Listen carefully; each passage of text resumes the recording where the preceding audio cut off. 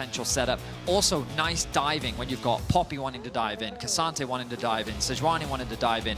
Akali loves it when she has champions that can play with her. She's been prioritizing clearing, providing cover, but there could be an opportunity here in the top lane. Elyoya's only level 5, but it doesn't matter because public execution lands onto Lot. He puts his all out down and tries to get out, flashes away, a good lacerate to get that trade. He's already invested the TP, but mainly it's as an opportunity to set up for the grubs. Jojo getting a quick base through means that it's actually the Akali that has the priority in mid lane. Elyoya's alone, but he does steal one away, and he should be happy with that. I mean, if he gets out, he will, because perfect execution is so easy. Elyoya used his escape tool in. One grab for the steal for first blood. Let's question if that's worth with Jackie's. As you rightly said. Ooh, hang on a second, Jun. Is Jun going to be the one caught out? Let's see. W reaction time would be good. Elyoya's on him. Pops the ulti anyway, and in he goes. Deep is the enemy jungle for KOI, but they don't care. Concussive blows set up the ulti from closer. They're bringing in Jackie's again. It's already a quick trade. A 1-for-1, but look at the health bars. Jackie's just cleaving around the fight. A permafrost, a concussive blow down again, and Jackie's will be dropping to Supa. There's a shutdown. A 2-for-2 as Noah now joins in, but doesn't want to take the play. Alvaro getting relatively low. He connects the Q onto Noah, and that's going to force him to arcane shift away to safety. It's a lot of damage. Yep. And again, like we saw last week, Kalist didn't expect the damage. And it's something, it's something that that can be very scary to deal with. Now, Jojo, KOI, Elyoya, tanking that up for now, and this is where the dance begins. Elyoya's getting a little bit low, gets a little bit of shielding coming through from the E, but the poke begins as Supa, going to take some himself. The engage being built up. Jun also has the disengage here as teleport from GIANTX will make this into a full-blown fight. The top laners are battling it out, as you can see, and GIANTX have just brute forced off it, especially since Lot is taking on Myrwn. In a 1-for-1, he flashes, and Myrwn has to burn his own. Lot again continuing to impress as Jun is getting in the way. The flash shove ignite. Jun, you nasty devil, making sure it's push and level 11 as well. So second part of the ultimate that comes in as Jackie's replenishes his energy. GIANTX are looking to collapse and sandwich down. With those teleports not yet channeled, Dragon still goes down over to KOI. The ulti misses from Jun, and they target the Akali. Straight in with the ulti to flash away. The shuriken flip now expiring as well. Elyoya wants to get out of there, so he's bypassed, or at least bypasses as Alvaro has to flash. Now to Khan, the GAs. To the surprise of many, I would say. Every day. Will we ever get Ruinous? What a question. This is a setup from KOI, and they actually found Jun. The wall's up. Jun gets poked down to oblivion. In goes Noah into melee range, but he's doing good poke while Jackie's gets taken down by Jojo. Big move from KOI, as now with the Weaver's wall out, Noah's still the target. The poke still ranging out, and Noah ends up being the double. KOI with a swift move, taking that play into their hands. Beautifully executed by KOI. They turn their attention onto Jun, knowing how squishy he is in the early game, and then the turn onto Jackie's. Last play too is the fact that, you know, that mid that was so far ahead, good try, good attempt here from Noah, is now in Jojo's favor.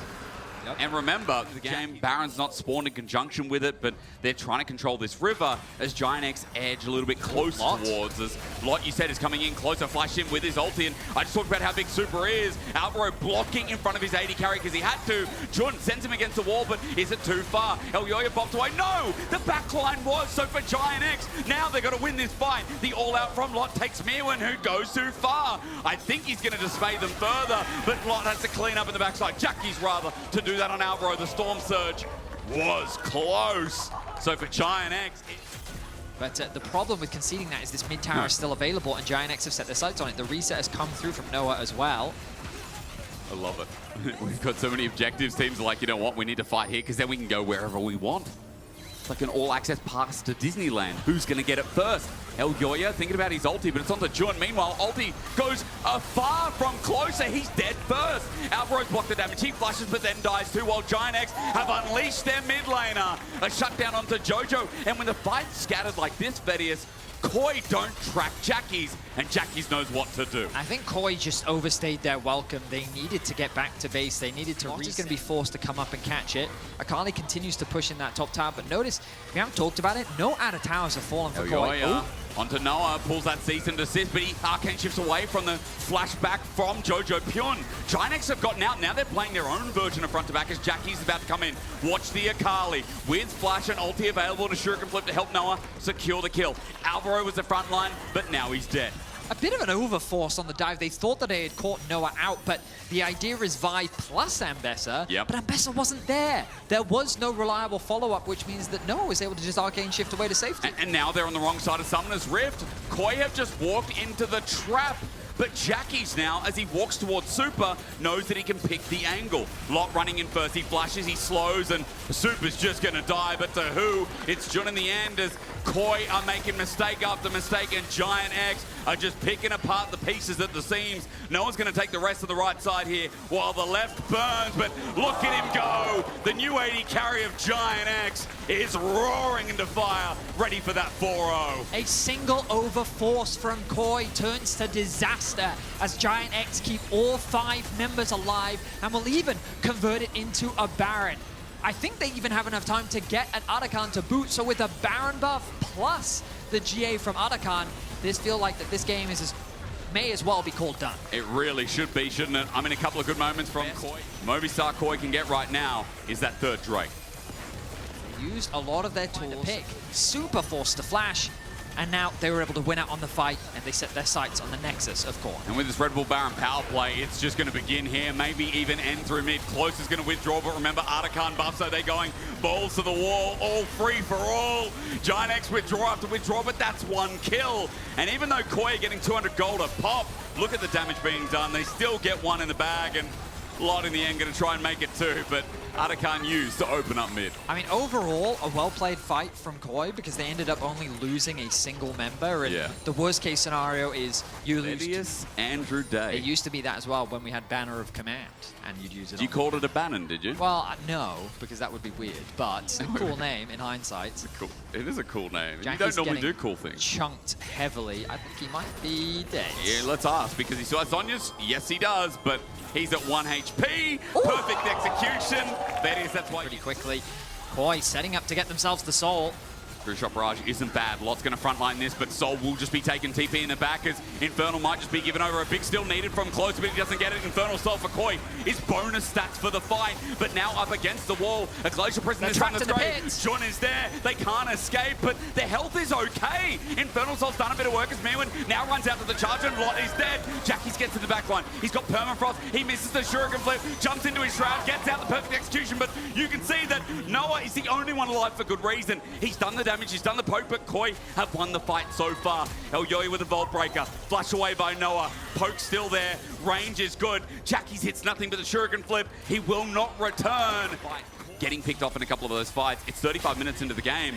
Barons now spawn, and they like their 5v5 as Elyoya's the first target. Closer gets a good ulti though onto Supa in the backline, and everyone's running in. GIANTX getting frontline though, and Supa is tearing them to pieces. Jojo did a bit of work there. Public execution fails from Myrwn, but KOI had the... KOI turn their attention to the Baron. It's going to go down pretty quick. Noah has to 4v5 this with the rest of his team. The poke from Supa hurts like hell. True Shot Barrage dodged away from 7k. Look at it go down as Noah continues to poke out. The Weaver's Wall zones them out. And at 3k, 1500, Smite's still enough. Myrwn zones them off. He's in deep, but GIANTX are backing off. They still can't take the fight. And KOI, no. On the edge sits Elyoya, thinking about his own target as Lot just wants Supa to run into him, but he never gives him that opportunity. Baron minions are getting clear, but Jojo has now escorted another wave in through bot with the rest of Baron. An engage, a defensive one from GIANTX is their last hold as Alvaro blocks a True Shot Barrage again. The Winter's Bite concussive blows. It works in the end. He gets a shutdown, but you see Myrwn is having none of it. Now on to closer. The KOI continues swimming upstream, while Lot, he will be slowed, he will be stunned, he will be blasted, and he will be forgotten. 4 members running now through mid with 1 Nexus turret left remaining, and the KOI keeps on going. It's got a strong tail fin and one hell of a dive. GIANTX are dealing with Myrwn, but he flashes. Ambessa, almost, but look at bot. Close is about to die. Jun's about to die. KOI still gets it done, and in a thrilling conclusion, take down the undefeated GX. An impressive bounce back from KOI. They played out the game incredibly well with great patience and excellent execution around that soul in particular. At the very end now, I thought Noah was going to be able to save the game, but it was the minions that finished him off. Ambessa did enough damage. You can vote